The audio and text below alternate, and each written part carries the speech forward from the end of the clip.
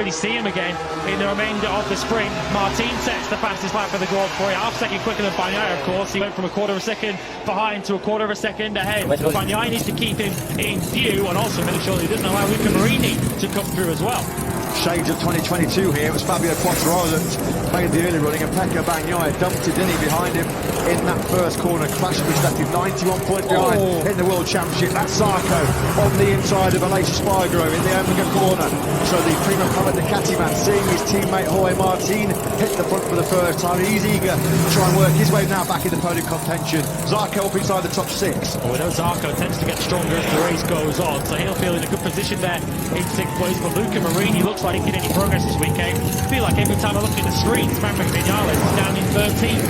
Yeah, as mentioned, Tom Gunn firing blanks in Mugello last weekend in Aprilia's home Grand Prix.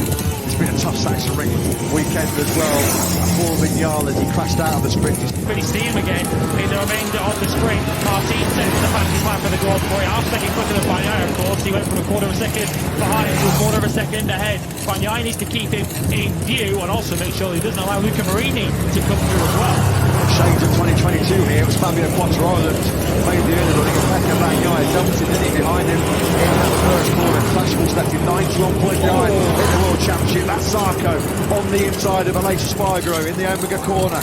So the Prima Power Ducati man, seeing his teammate Jorge Martin hit the front for the first time, he's eager to try and work his way now back in the podium contention. Zarco up inside the top six. We know Zarco tends to get stronger as the race goes on, so he'll feel in a good position there in sixth place. But Luca Marini looks like he's ready to make a move on the reigning world champion. Pecco Bagnaia already halfway around this lap has fallen half a second adrift of Jorge Martin. It's turning into a similar story from the sprint. Bagnaia at the moment does not have the pace to go with Jorge Martin. History is repeating itself. Martin hit the front of the sprint on lap 4 yesterday.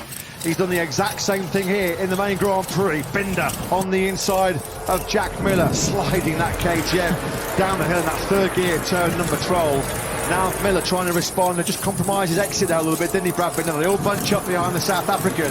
What this is doing, of course, is giving the top three the chance to stretch away at the front. Martin again, just as he did in the sprint yesterday. Once he's hit the front, he gets the hammer down, gets his head down, and starts reeling off 2 or 3 fastest laps of 1:21.342. Quickest man on circuit, over 4 tenths ahead of Bagnaia in second. Alex Marquez and Marco Bezzecchi once again going side by side there into turn 1. Behind them is